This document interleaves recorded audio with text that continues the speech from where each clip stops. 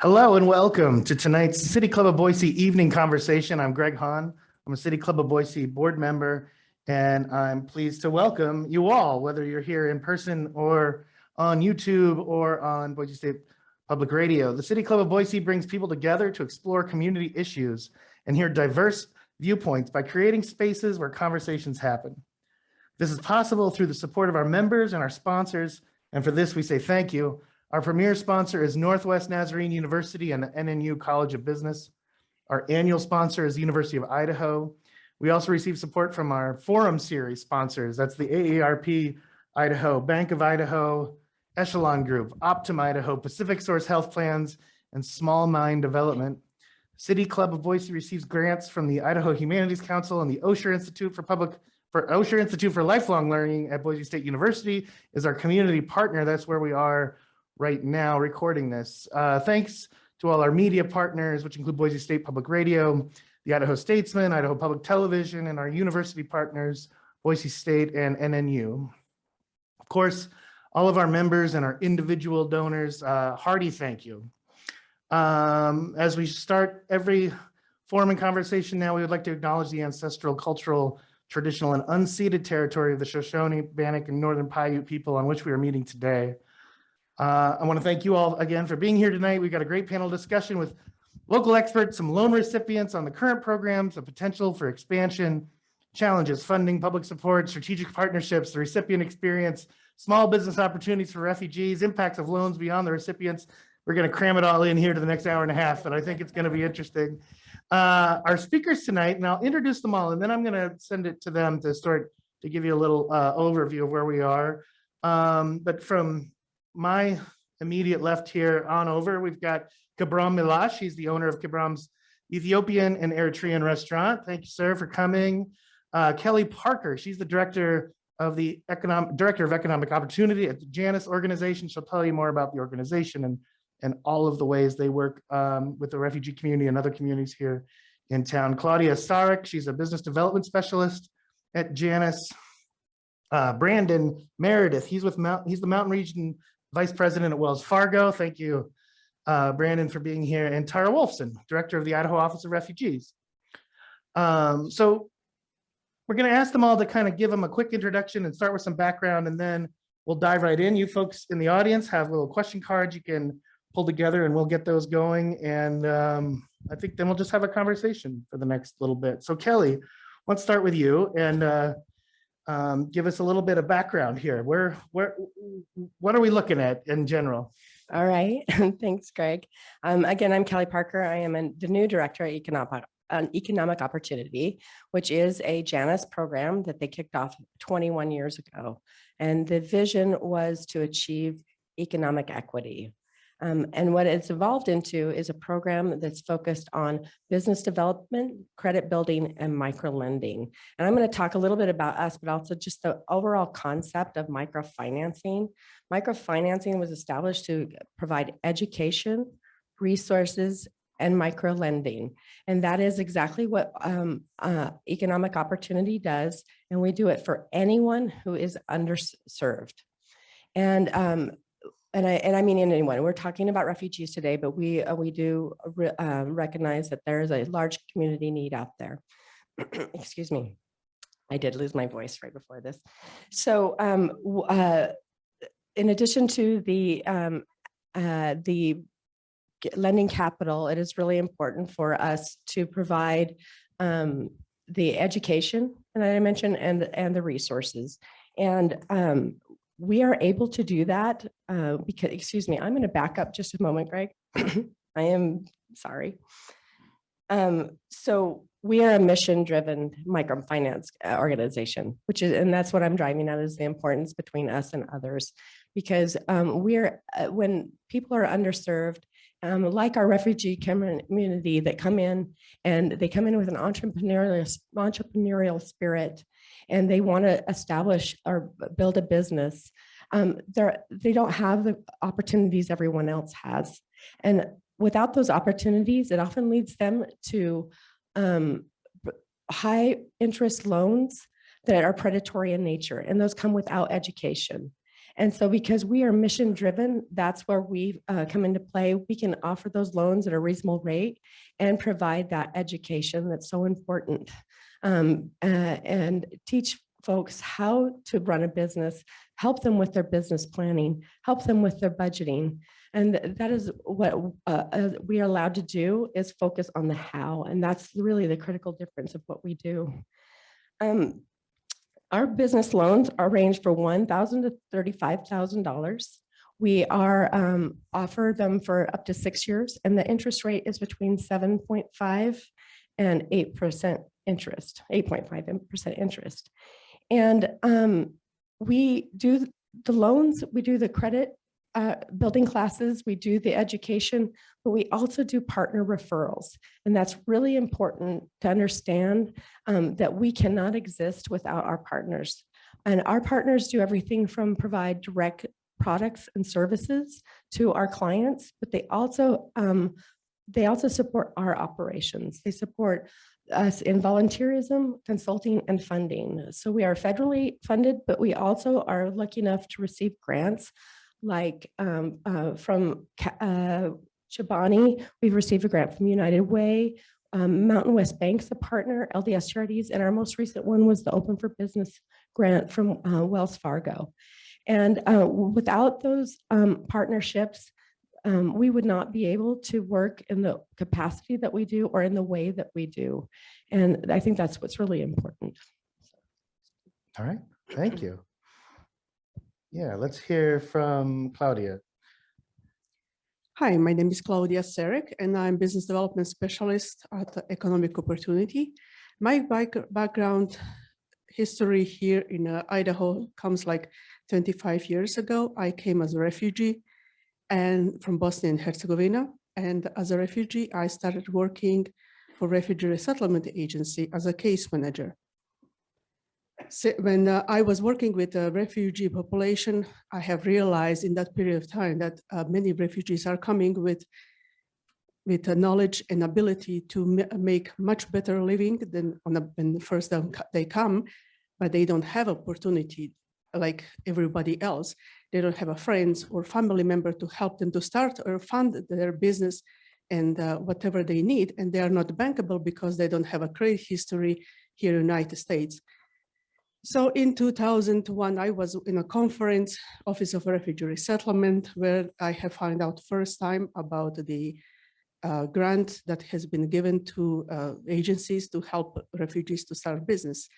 And former director of the Agency for New Americans and I, we have started the program in 2002. And since then, that program exists and has expanded to general population. So it's not just serving refugees, it's serving everybody else who is not bankable business or a startup, and they have a problem with the credit history or any other problems with starting a business. All right, thank you. And Brandon, from the bank's perspective, obviously this is lending is what you guys do. How does it work in this kind of partnership? Yeah, I think what's interesting in this sector, and I'm on the small business side of the bank, is it's interesting because, you know, we're a traditional bank and most traditional banks have a very specific underwriting guidelines and principles for lending on the consumer and small business side. But what's unique, as was mentioned, is one of the things that we've always done, but really I think has come to the forefront during the pandemic, was obviously the PPP program. And we decided early on when the program started that we would take every dollar that was made from those SBA loans for PPP and put them into what we called the Open for Business Fund, knowing that there would be a lot of challenges economically, and as small businesses were recovering and still recovering. But also we knew there was going to be a lot of businesses that wanted to start during the pandemic and so forth.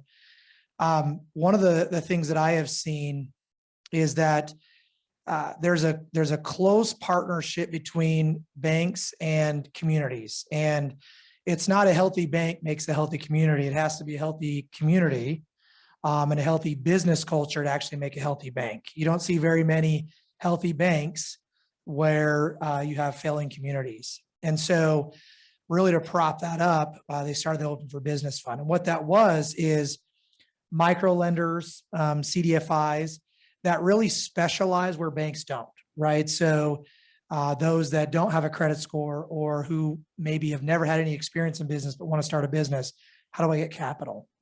It's going to be harder to go to a traditional bank and get all of the funds you need to start a business. And so sometimes, you may come to a bank and get declined and then that's it.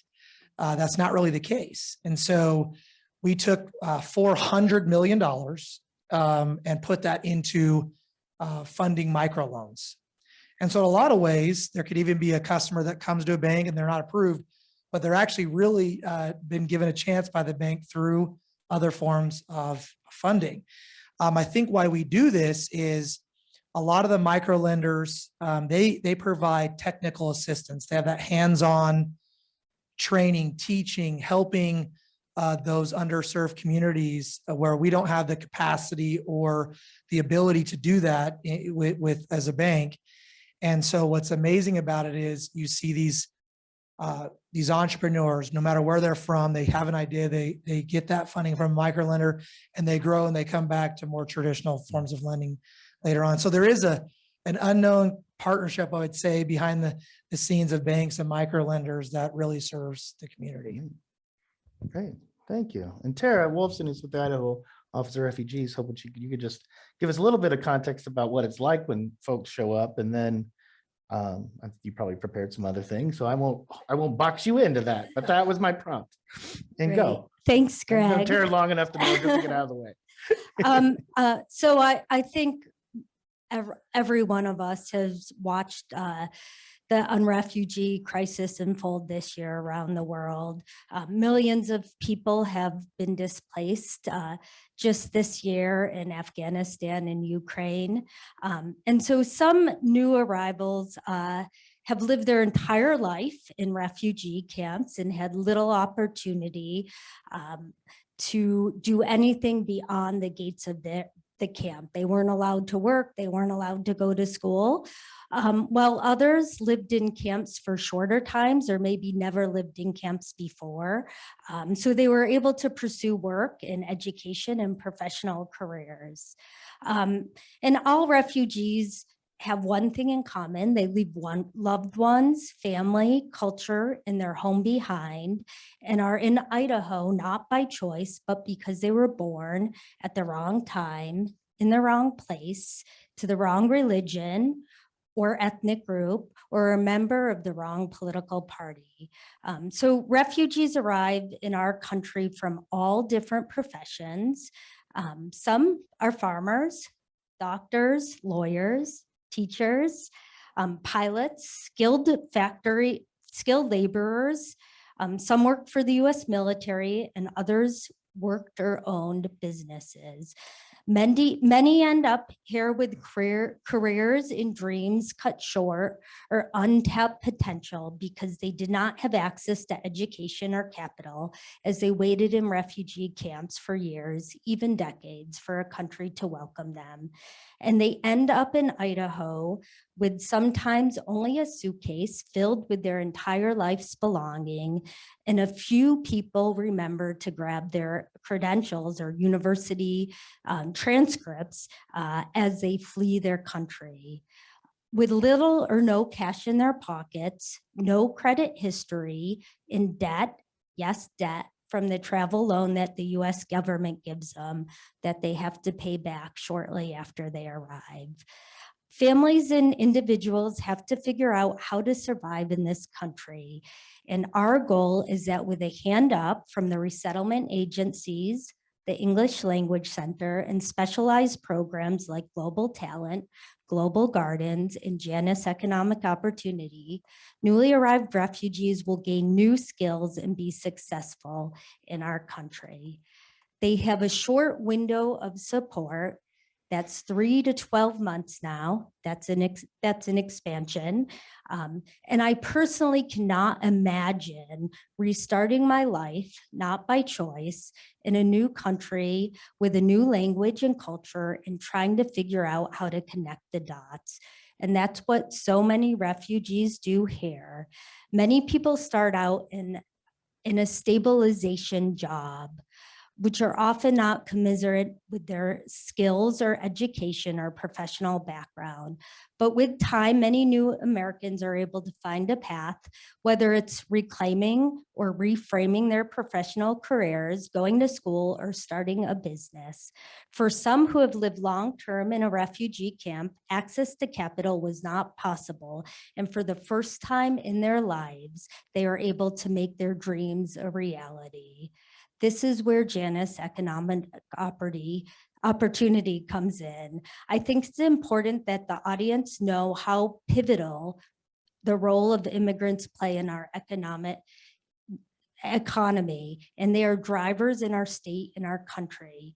In 2020, Idaho was in the top 5 for employment placements of newly arrived refugees. That was based on income, health benefits offered, and also wage. And as for starting businesses, nationally, immigrants are almost 2 times likely as US-born counterparts to start a business. And refugees even have a higher rate of entrepreneurship than other immigrants. 13% of people who arrive in our country as refugees are business owners, generating $4.6 billion in income in 2016 and creating millions of jobs, spurring economic prosperity for their families, our cities, our state, and our country. With that said, I'm going to hand it off to my good friend, Kibrom, to share his story of starting a business in Idaho.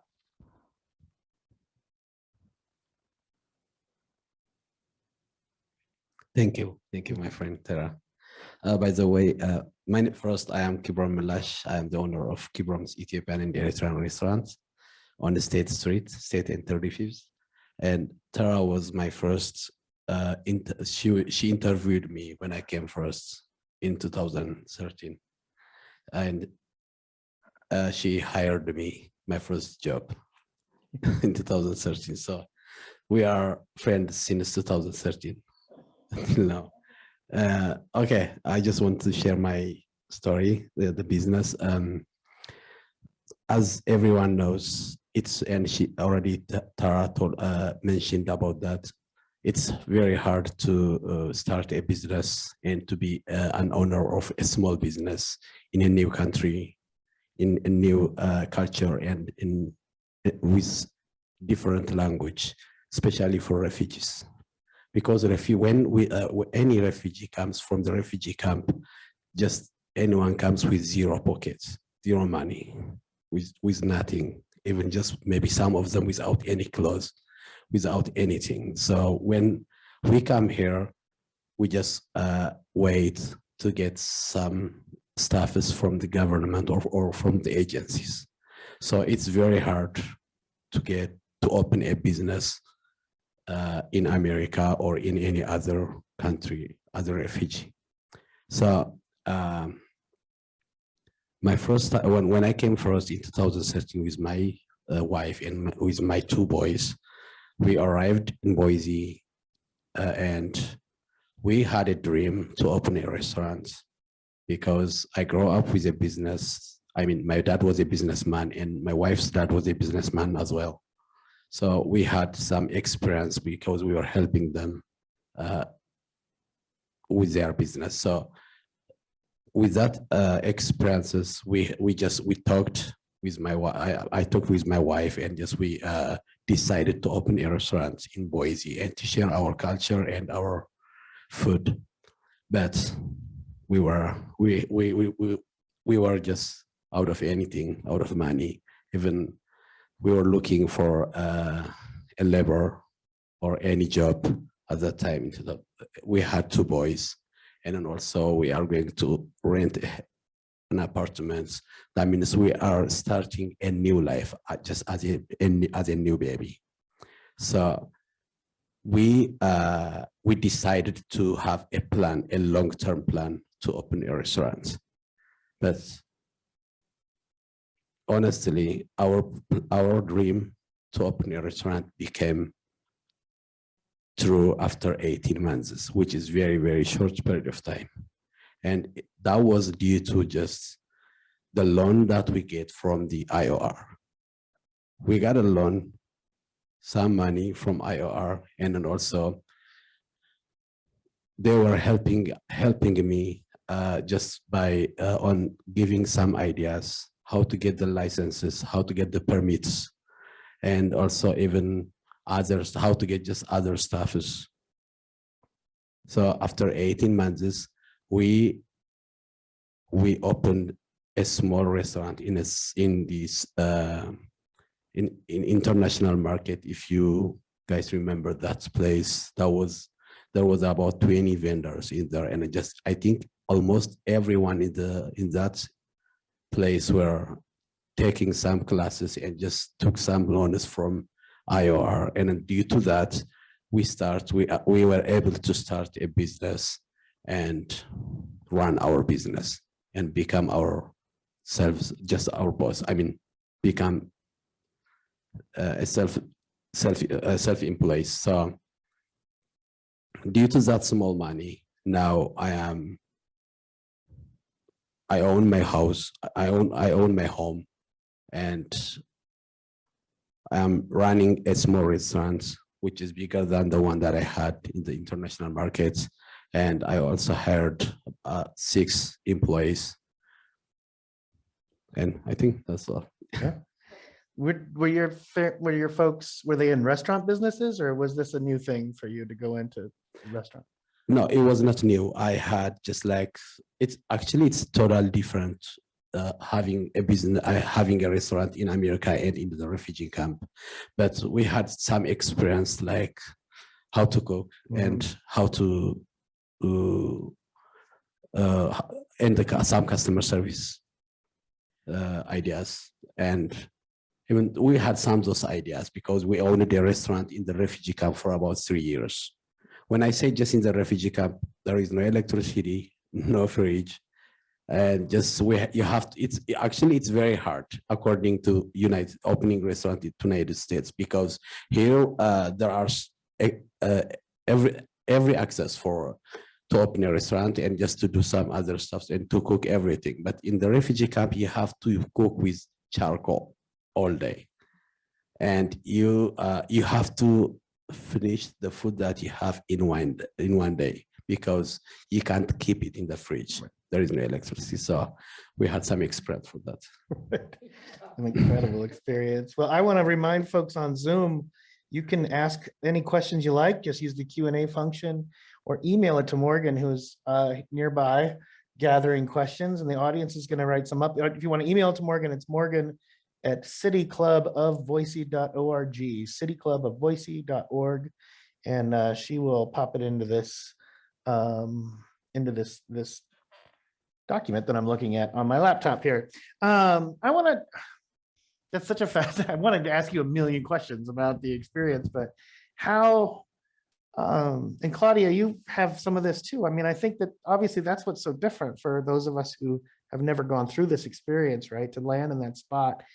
Are there, I mean, how do you even, are there trust issues? Do you think, oh my, who do I turn to for this money? Is there like, did you even think about going to a bank, or was that like sort of an intimidating prospect, or how did you go about even just saying, okay, we're going to pull this off?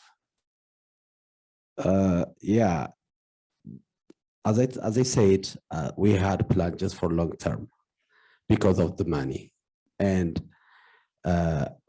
we were just thinking to save some money and to have to ask some loans from the bank, because when any refugee comes here, we came just with 0 credit history, and we had like 1 credit history, and that was about starting, because we have to pay for the ticket, for airplane ticket, and that comes just as a loan. But we were starting at that time. We have to start after 6 months or 8 months. It can be after a year. So, and then that term is just like long-term payments. So I think, as you know, it might be just hard to build the credit history as fast as we can. So when my friend, his name is Christian Senior. He was my friend, my first friend, American friend actually, and he was my first friend. And now I have lots. Good, good. Yeah, and he mentioned about IOR for me, and then we went to the office together, and we talked to them, and I got trusted from them, Okay. so I got the loan. Finally. Great.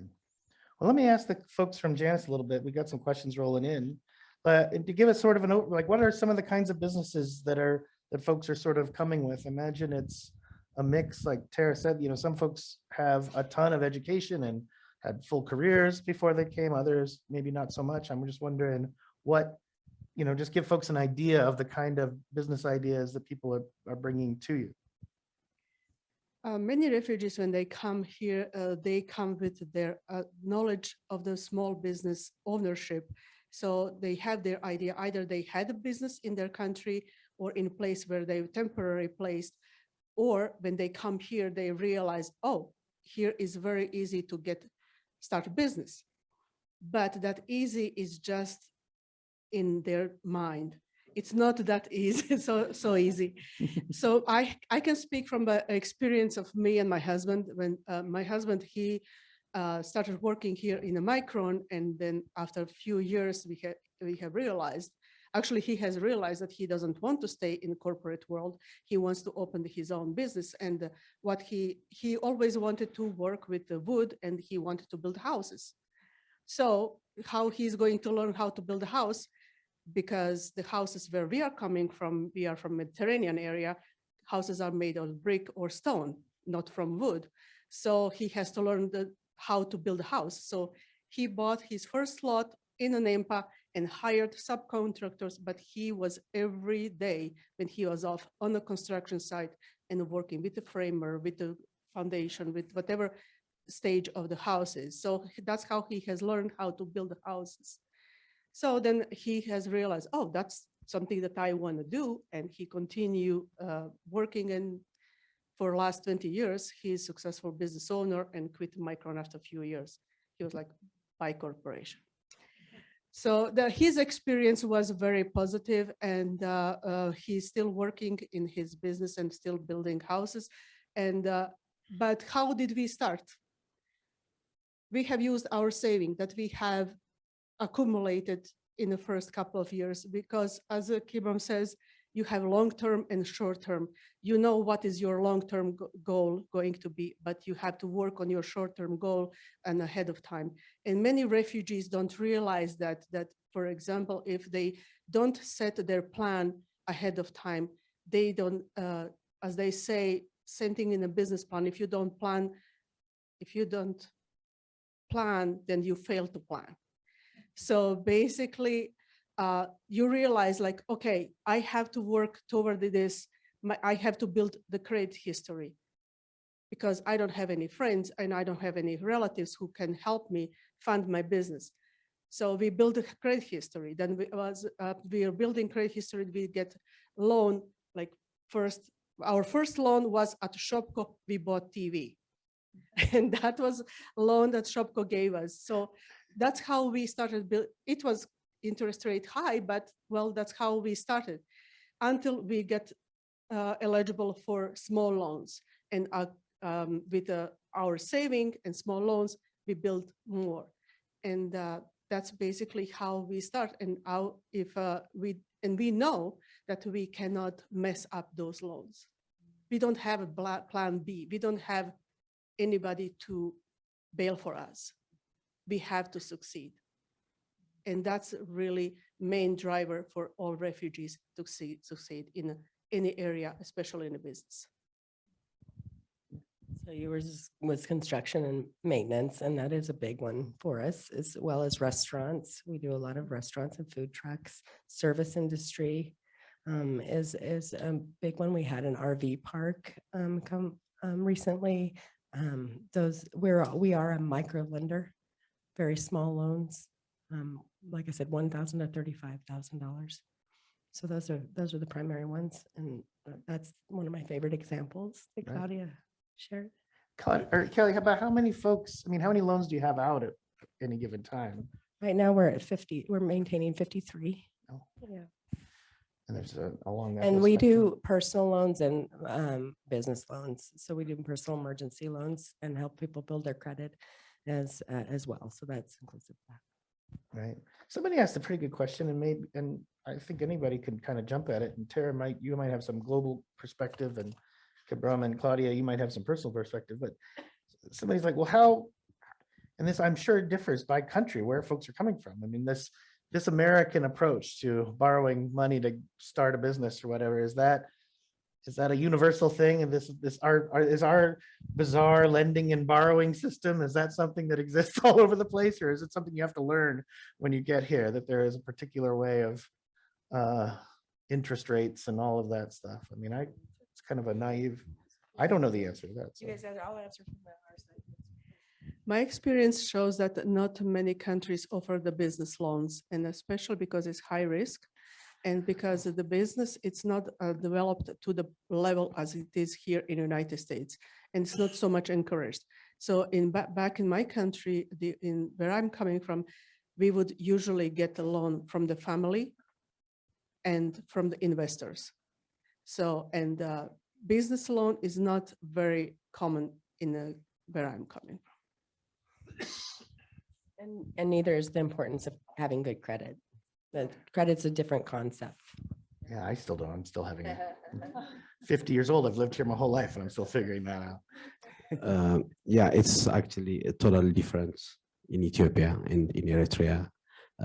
Yeah, people can get loan from banks in Ethiopia and in Eritrea, but they have to show something for that, just like a house, a car, or something. That's they have to show that, and they have to estimate the price of the house or either the price of the car, Whatever the and collateral they get is. that much money from the bank, but there is no any credit history, or there is no point for that. But what was funny was just like when I get my first credit card, it was about like 1,500, and then I spent about almost all of it just to get more points. Right.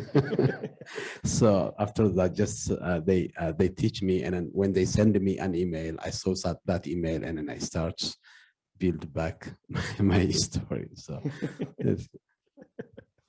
Yeah, I spent all of my first credit card too, but Kelly, maybe can you talk, a lot of folks have brought this up about the education and the, what kind of training, how does this work? I mean, somebody comes in for their first micro loan, what's the suite of services, I guess, that you First, I'd take them to Claudia's office. and there is an intake form trying to establish what they're trying to do and work with them on a business plan. And that looks one of a few different ways. So there's personal coaching by our loan specialists, but we also offer classes that they can come into for free. And there's a 3-part series for business planning. So they come in a couple hours a night for 3 different nights. We have credit building. It's called Credit as an Asset class. And Claudia runs also some expert classes. So very, accounting, how to do your business taxes. So we will run the entire gamut depending on where they are. If they know nothing at all about a business, they just have an idea. And sometimes we even get them where they don't have an idea yet. It's that basic. And so just it is really a personal experience to get to know what they want and then refer them to the classes that would best fit their need. You want to add anything to that? The technical assistance part that we provide, as Kelly mentioned, it's a personalized, like from the point when the clients come to us and say, I'd like to start a business, but what do you think about this idea? Basically, I don't tell them what is their idea, is it good or not good. I ask them questions and they come to answer by themselves if that idea is good or not for them, because based on their experience, based on the market research, but the right question leads to the right answer. Yeah, jump in. I was just going to mention too, the technical assistance that they provide is monumental. One of the things we saw through PPP is we had a lot of companies that had made a lot of money And when the pandemic hit and they were coming to get PPP loans, they had none of their financials in order. And the SBA required, to show that you were paying yourself a wage in order to qualify. That had nothing to do with banks, right? That was a stipulation that the government put in there. And so you had businesses that have been established for 4 years, but their paperwork and their financials were not in order.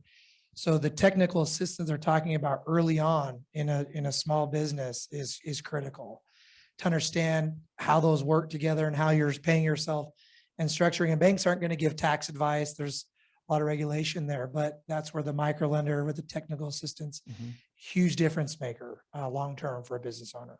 Yeah. Tara, you mentioned a couple, global talent at the beginning and global. I mean, this is part of, maybe we have some time so you could kind of dive into the suite of this microlending program fits in, I think, with a slate of other programs and support services that exist.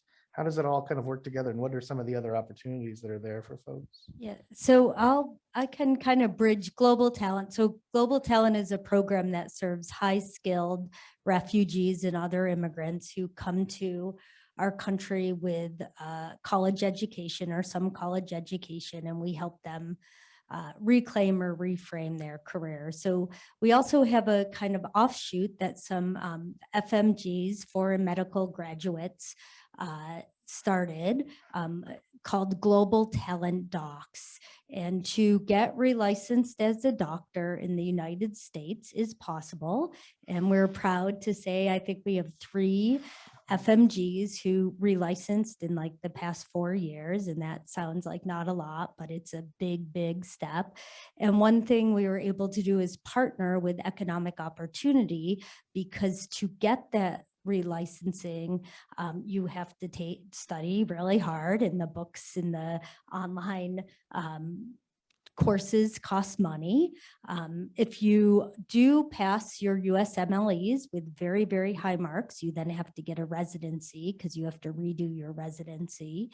And Economic Opportunity has a fund that will help people maybe fly to another state, although we like to keep our doctors here, but those residency spots are very limited and slim. So really between getting that slot or not, maybe going to New York City to have an interview. So that's really been helpful. And, we have more doctors coming. I've met a few actually just today, and a doctor from Afghanistan. So, how do you help them get on a path? And again, that's not a short one and not an easy one, but people who come here have a lot of grit and they get there. Yeah. Well, and there are other programs too at Jannus, like the mentorship, the Gemini program, and that sort of, aren't there some of those things? Oh, there were, okay. And we do have Okay. some youth mentoring programs. We have a program called REACH, and now you're going to ask me what the acronym's for. You could have just pretended it was just called REACH. 'cause Yeah, it's called there's other- REACH. Not all caps. REACH. Okay, thanks, Greg. Thanks for saving me. And really, we figuring out how to help young people again, especially young people who come here later in their education. So if you arrived here and you were 17 or 18 and you had lots of interrupted education, how do we help people get on a path, whether it's a technical, degree or a skilled, certificate, as they build their skills to get into university, or maybe there's a trade that they are passionate about, and making sure they connect with trade programs. And then, connecting folks with mentors. So the agencies also have some youth mentoring programs. And I think we've really in past years known or seen a real big need for youth, and that we're trying to make some investment in them. Kelli, you were saying that there is some mentoring still happening, and gotcha. Okay. Mel didn't ask this. Obviously a lot had changed in refugee resettlement during the Trump administration, and now, of course, with things are changing. I mean, there must have been financial hits in that whole change too. It's not just folks weren't coming. I mean, what's the global picture looking like in terms of where federal funding is and, and for these programs? Are you asking that our budget is today compared to? Yeah, kind of. That's like one way to answer that. Oh, we are seeing less. We have received fewer refugees in our community, so we're servicing fewer, and that does mean we receive fewer dollars for our refugee loan programs. Because of the pandemic, we also had overall fewer small businesses, but we have a really healthy pipeline, and that's coming up. And we anticipate we'll be back up to our normal numbers. Our operating budget's about $850,000. Okay. Yeah. Let's see. Yeah. And yeah, just to, in the past 6 months, we've resettled like almost 3 times the number of people that we resettled in the last year or in 2021. And when Kelli says pipeline, like I think, to access EO, as kind of Kibrom said, it wasn't like he landed here and went to EO right away. There was some time to get settled. And I think Kibrom also worked at a restaurant, so we got to kind of see what that was like before opening his own restaurant. Yeah. Here, Brandon, while the microphone's next to you, we've got a few kind of technical questions I think folks would be interested in, like The boring banker. the boring banker questions. Can we get some of those? So, well, first of all, you talk about micro lenders as more than one. Are there different programs that you work with in Idaho, or is? Yeah, I mean, there's a variety. We had this conversation earlier today. There's the amazing thing about micro lenders is they all serve certain aspects, I would say, of the economy, right? And so depending, but yeah, we actually we developed a new tool this year actually called Small Biz Resource Navigator. I think it'll be in the tools that we'll share, but it actually and it will continue to be enhanced. But what it actually does is it allows anyone that wants to be a small business owner, no matter where you're from or who you are, to answer some components of information. And then the hope is that it will match that person with the best micro lender for them. And so what that does is it gives them a variety of options, right? But the tool will become more intelligent as we know more about different micro lenders across the nation. But we're very excited about that because it really is a bridge of community and banking for those that are underserved that cannot obtain traditional bank financing. So there's a lot of them. There's all kinds of micro lenders out there. I would say the Mountain West in general, the more rural communities, there aren't as many that I've seen in other parts of the country. And so it's important that we support the ones that are in areas like Idaho so they have funding to keep doing what they're doing because it's admirable work. Yeah, just a kind of a follow-up question maybe, and you touched on it, but if you were to just walk through what are the requirements to get that open for business funds? I mean, what are you looking for? Yeah, so distinction there. So the Open for Business Fund, those are grants that went to the micro lenders, right, so that they would be able to lend to small companies. As far as the criteria, we'd have to ask Jane. She's my community relations expert, but they did have to go through, the nonprofit had to go through an application to get approved for it and went to a committee. What we really look at is we look at micro lenders that serve underserved communities, right? So that's part of the criteria is, are they really helping those that cannot receive traditional financing? And so part of that was in the criteria. The grant funding is still going on. There's been 3 or 4 phases that is going on there still. So hopefully that answers that question. Yeah. And can you talk a little bit from a bank's perspective, I guess, about, so we mentioned it, I think, early on. So credit history is something you would be looking at.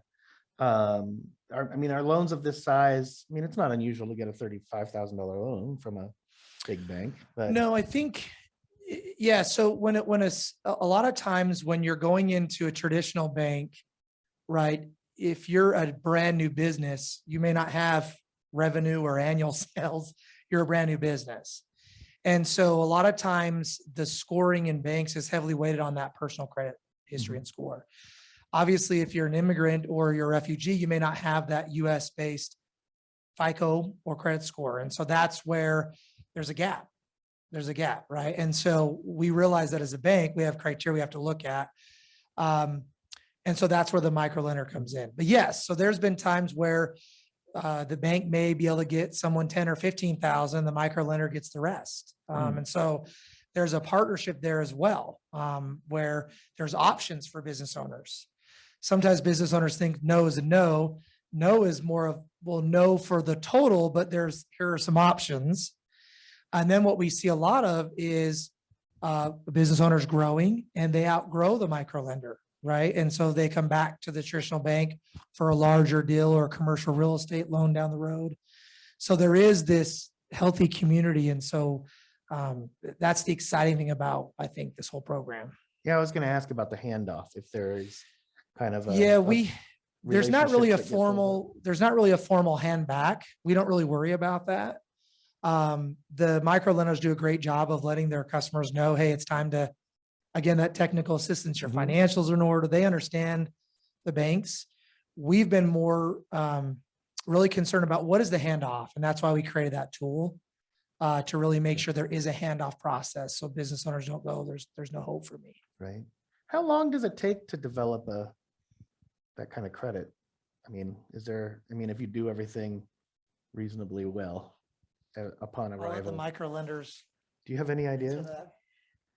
It probably takes to build like 2-3 years to be bankable. Yeah. The one reason that how we work with partners as banks as a partners is, let's say if somebody is seeking loan over $20,000, then we ask them, we need to have denial from the bank, which means that they are not bankable business. So if they can get a loan from the bank, then they don't need us as a microlender to assist them. If they get a denial from the bank, like they don't qualify under their underwriting criteria, then we help them with our how can I say, with our rules and see, like, because we have some flexibility as a microlender. Let's say our minimum credit score is 600, but we can go a little bit less than 600 FICO score but depends of what's the reason behind that. When the credit score, credit report shows that somebody had, let's say, medical problems and they had medical bills, that's something that they more or less couldn't control. It's not like somebody is spending unreasonably money. So then we try to help them and say, okay, we can help you with so and so much now, but in the meantime, if you show a good loan payment, then you can apply again. So, and that's how we help them to increase the credit score. And like, let's say 6-7 years takes to build full credit score, to be bankable, to be really without any like scars on the credit score. So then they are really ready and they don't need us anymore. Yeah, somebody did ask about that. What are, if a bank's looking at, they have their rules and the underwriter rules, and you talked about, Kibrom, a collateral concept in a lot of loans, but, it sounds like the flexibility that you all are given is, are there hard and fast rules that somebody has to follow or have to have, I guess, demonstrated to begin this program? Yes, and they're a little different for business and personal. There are a few. Do you want to talk about the business ones? We do require. We do require collateral, which is 75% of the loan amount. And collateral is usually we take like car, if it's paid off the vehicle. We don't take real estate because one of the reasons is we don't want to put people on the street. We are there to help them. We don't want to take their home. So, and we work with them as much as we can to not collect the loan if the loan is not in a current. And that 75%, it's basically to give them feeling that they need to make payment. That if they don't make a payment, if they don't pay off the loan, then we will possess that collateral. We have really good success in a general rule. Microlender paid 97%. That's one of the questions we had. How does the payback? Not just nationwide and global. Yeah. Global 97% are paid microloans. So we don't have any problems. So far, I know we had probably in a year, 20 years of history, probably 2 collections. Oh, wow. That's all. That's it. Wow. And for personal loans, did you, when you guys do that, We I mean, how does we that- have more flexibility. We don't require the collateral and with the personal loans. How do, this is another question that's come over. How do people find out about this opportunity? Through This is it? Through Boise State forums Public like Radio? this. For our listeners on Boise State Public Radio. That's right. It's through you telling your friends about it. It's a lot of word of mouth through our personal outreach. We reach out to the community. Like I said before, it is our partnerships that we have with Idaho Office for Refugees. We do some marketing, social marketing, social media, but government agencies. SBA is a referral. We're an intermediary for them. So the last several business clients have been SBA referrals. What else? And we are reaching out to any opportunity we can as an employee of the program to get to the clients. Like, for example, I was yesterday in the Dillards and I was talking with salesperson in Dillards about business loans. and, and that person is a refugee from Iraq. So we use every opportunity to market our program, but it's not very easy. Not many people know about it. This program exists for 20 years, but still people are like, oh, something like that exists. So we need to be more out. Yeah, Tara, I guess part of me just assumes, there's a big process for when refugees come to Boise and then everyone sat down and here's your orientation to being in Boise now. But if it's anything like, I used to work at the university, if it's anything like orientation there, you learn about absolutely everything and it's 5,000 things and you can't remember anything. So is there sort of an onboarding process, I guess, when folks get here? Is that? Yeah, there's lots of onboarding, and I think you hit the nail on the head that there's so much information coming at you. And so you can imagine at Boise State University, you're going to a college in your own language, in your own Right. culture, And even then- most of the students. But when you arrive here, you're learning things in a different language, often through an interpreter. And I don't know if Kibrom can share more about what that was like when he first arrived. Yeah, that would be fascinating. Did you block it all out? Probably. Did you speak any English when you got here? Yeah, most of Ethiopian and Eritrean, they speak English because we take the English subject in every class. Gotcha. So, but the hard part is the pronunciation. So it's very hard to listen and it's very hard to talk out the pronunciation. So some people, they don't understand what I'm saying or what the other person is saying. And I have to spell every word. Like, for example, if I say book and if the person doesn't listen to me, I have to say B-O-O-K. So like that. Yeah, it's very hard when someone comes first. And even if there is an interpreter with the person, it's the person just think about his future life and the new place, about the new life, about the new culture. So he might not, the person might not understand even if there is an interpreter with him. Why I'm saying this is because when we came first, I don't know if that's happening right now, but there was an orientation given to every refugee when we arrived in Boise. I think it was in the English class. So one of the IOR employee came and just the person was explaining about Meta and about all the programs at that time, but I didn't understand what he was saying, even what program that was at that time. But after my friend took me to the IOR, I remember what he was saying, and I go back to that time. Yeah. So it's very hard. It's just like, at first time, it was like a dark for any refugee person because everything is new. Everything is new. Just, I don't know what to say. It's very hard to say or to explain about that. Yeah. I mean, so we do, we do employment classes. We have people have case managers, people have opportunity to go to English.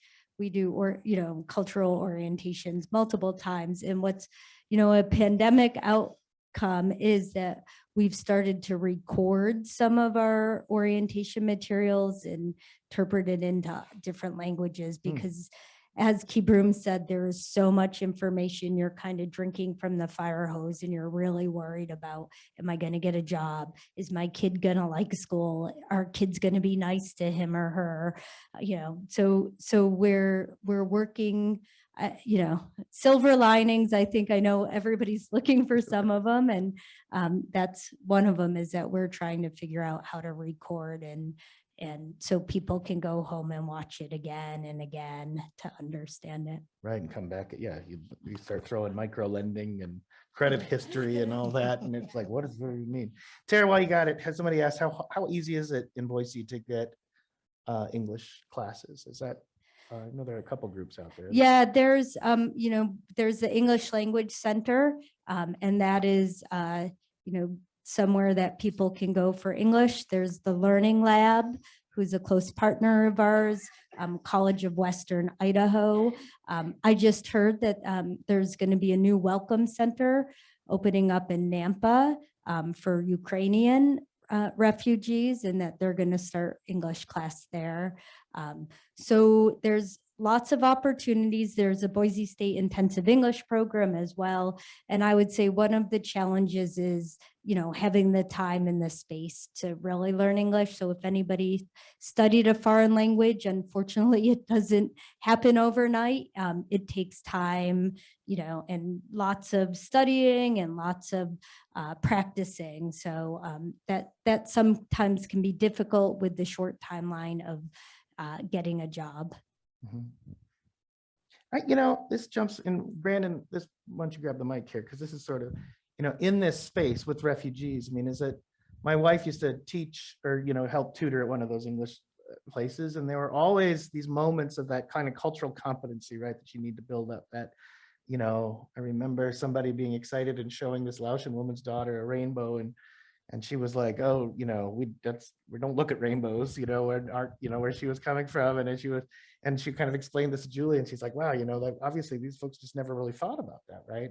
How, in this space, how much, are the banks taking, how does that work with your loan officers? This is just a kind of a fascinating, broader question. I grilled my wife on the drive home from my cabin today, and that was her question for you. So I'm going to ask it. She'll probably listen later. Banks have always, again, back to this, one, you have certain guidelines and reinvestments into the community you have to make through CRA. But I think beyond that,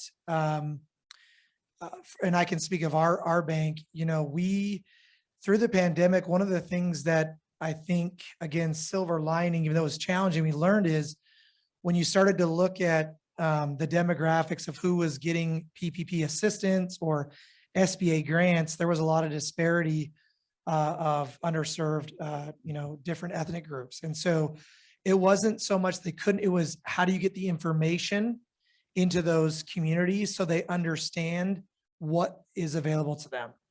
And so one of the lines of business we created through the pandemic is actually called diverse segments. And so our bank created a whole line of business of how do we, instead of having them, how do we go to the communities that need the most financial literacy education, small business education. And so that work for us is a huge investment that's happened over the last 2 years. And part of that, if you go out to our website, right, so wellsfargo.com, it's free to anyone, under business resources. We actually started to put all kinds of free information, resources, tools, links for anyone. Provide to our clients because our clients do not qualify for our loans. So we have to be flexible. Otherwise, we couldn't be able to Right. serve them. Right. And I have to say that as a former refugee who came to States without any English, to understand all that process, first you have to understand language, then you have to understand the process, how that everything goes. It's not very easy, and it takes really time to understand concept of certain things to be able to work. It's not like the refugees are, they don't want to work with us. They don't want to have flexibility. They have to, they need the time to understand how system works. And we are providing those classes, and we are changing our classes, and our approach toward the client depends what are their needs, and to explain to them in the best way how they can understand. Yeah. You know, while you still have the mic, somebody asked a good question. It's why are these so successful? How do, you know, for such a little amount of money, how do some folks really turn that into something? Why those What is businesses? it? Yeah, why do these microloans work so well? They work for several reasons, because people, especially refugees and underserved population, they understand that there is no many opportunities for them to start new business or to start a life. So they have to grab the bull by horn and play that game. Otherwise, they will not survive. And they already hit the bottom of the life once. They don't want to go there second time. That's the main motivator for all refugees. And that's why it's a really microlending. It's high payment rate, and the success of the businesses is really high. I'm not saying that every business that starts succeed, but they at least provide for their family, and eventually they employ, like Kibrom has so many employees in his restaurant. Yeah. This may be a quick yes or no question. Does the state of Idaho offer any support for microlending? Does anybody know? Depends. We have a really good cooperation with Idaho Department of Commerce. We work with them, and we received the referrals from Department of Labor and the Department of Health and Welfare. Depends on what is the need of the client. Okay. Let's see, Kibrom. Somebody has a good question for you. What were the top three? What if you had to go back and try to recall what were the biggest hurdles you had to overcome in starting a business? What were they for you?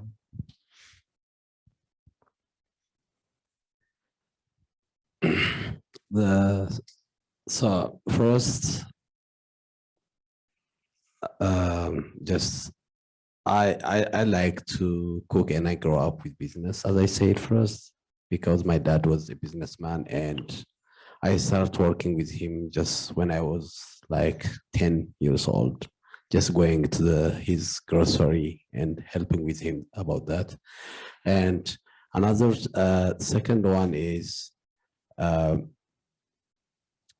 just an agency or IOR or any person who can give me just the opportunity to open the restaurant, to have money, some money, which can I start a small business.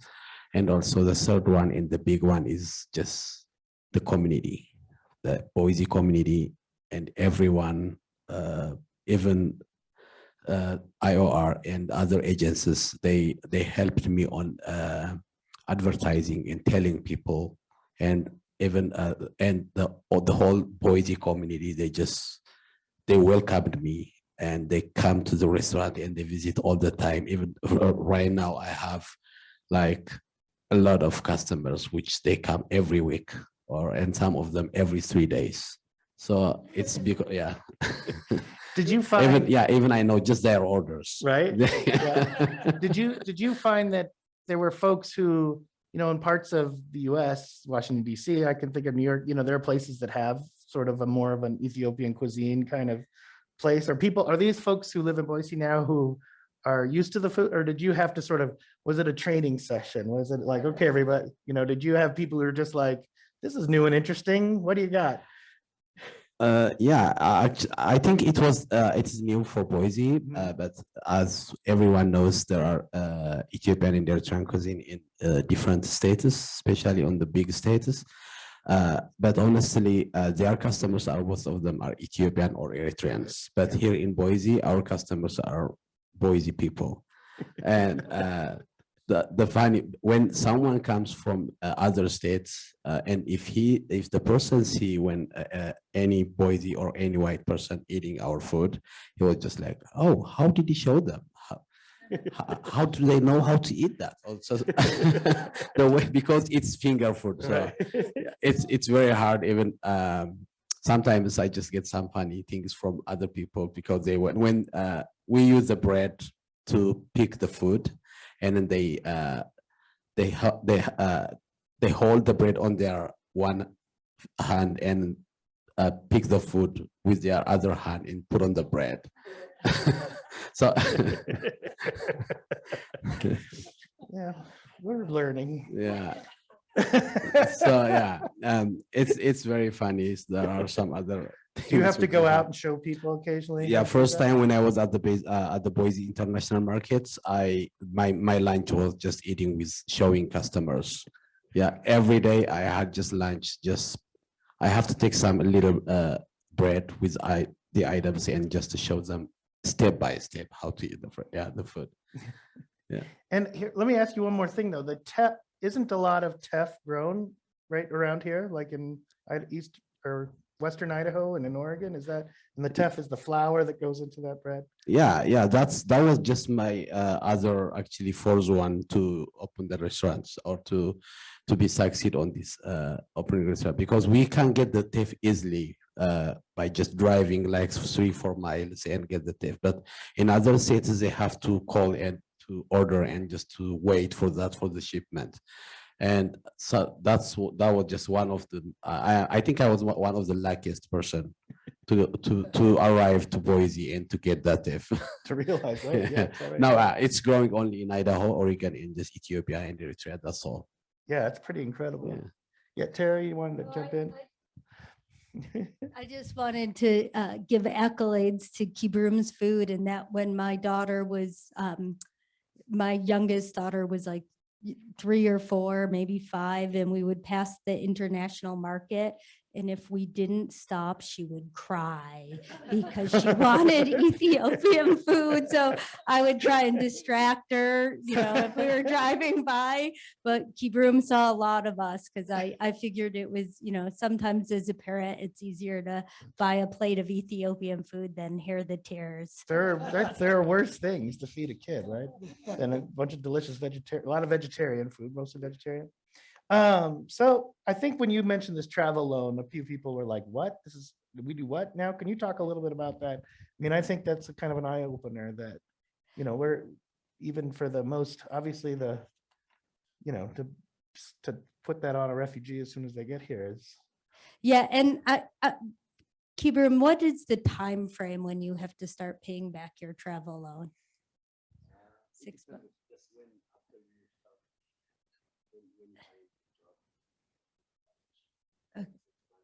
Yeah, Claudia is saying 6 months. So within 6 months of arriving in the United States, you have to start paying back that loan.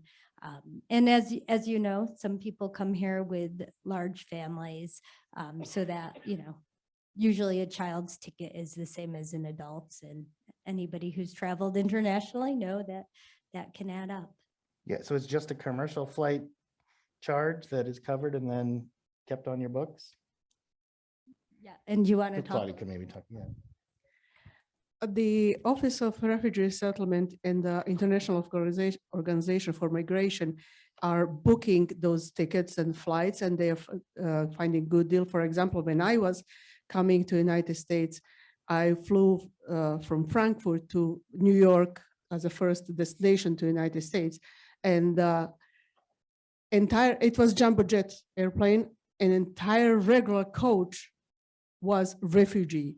Just first class was not a refugee. So probably they have booked entire airplane for refugees, because that was like a big group of the refugees that are coming at that time. So, and usually when they have a group, and then they direct contact with the airline companies who can offer them best deal. And those loans are interest-free loans.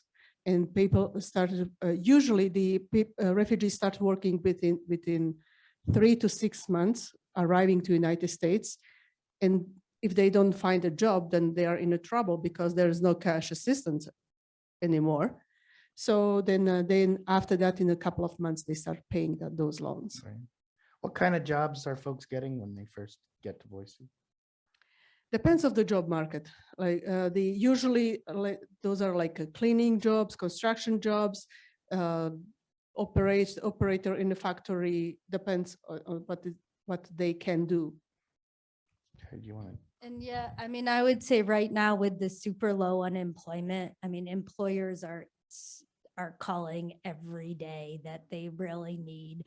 I mean, and again, like economic driver is like, we need people to work and, to keep our country running. So employers are really in great need in the state of Idaho for workers. Yeah, I guess somebody asked about, even like, I mean, are there folks that people can hire? I mean, is there a way to find out, like, if you need, in-home childcare, or you have, or elder care, or, are there ways that folks can see if they can help out in this area? Yeah, so we have a network, Idaho Office for Refugees.org. And if you write to Hannah Roche, she actually keeps track of job opportunities and shares them out with our network. And again, and what I do want to make sure folks know is, like, sometimes, and this hasn't been said, but really, like, some of our efforts, like when we help refugees, how we help them help other people in the community with barriers. So whether it's microloans or job opportunities, we often share our jobs with the Department of Labor, other organizations that serve homeless shelters, that we really are spreading the word of these are needs.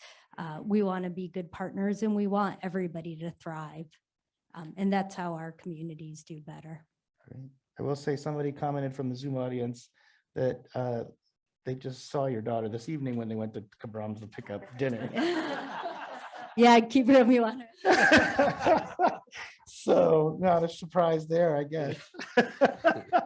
Yeah. I stopped by when I come here, and then she asked me, or she was scared, what are you going to say about me? And because, I told Tara just because she, as I said first, she was my first person to interview me on my first job. And then now I interviewed her daughter and just get a job for her. Now she's working with me. That's pretty great. What you didn't understand, Kibrom, is I was on a panel. So actually, Kibrom's first job was with Boise Parks and Recreation, and I was on the panel to interview him. So I actually didn't hire you, but I recommended strongly that they hire you.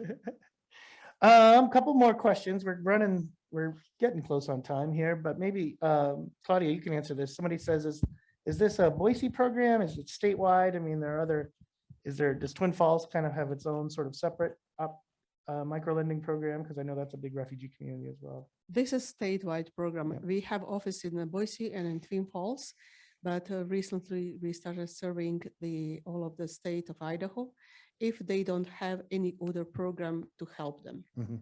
If there is no resources, then we will. And Zoom and technology is helping, assisting us with technical assistance so that we can provide the technical assistance same as a lending. Right, that makes a lot of sense.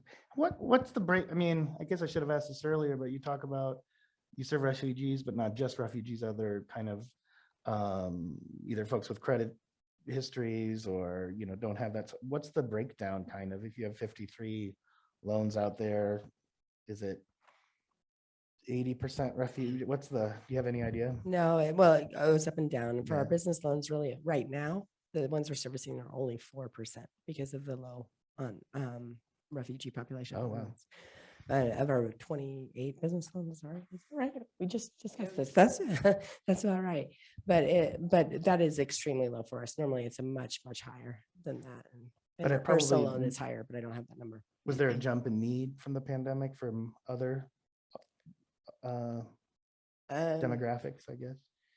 Jump in need? No, that's No, actually, during the pandemic, people didn't apply for so many loans because it was high risk anyway. So Yeah. they didn't know what's outcome going to be. And so many businesses have closed during pandemic. So we have helped and referred clients and people who would call us to the providers who were providing a PPP and EIDL loans that are helping businesses to pay their employees and to cover the expenses of the operating business. So it was, we didn't have direct loans. We have act like intermediator in between client and the actual lender who was providing those loans. And historically, I think I saw it as high as 50%. Was a year where we did 20 loans for refugees. Yeah, so. Right. Well, I think we've just got a few minutes left. So I know we talked about, you had mentioned, Brandon, resources, and that is one thing we're going to try to have some links to on the City Club site.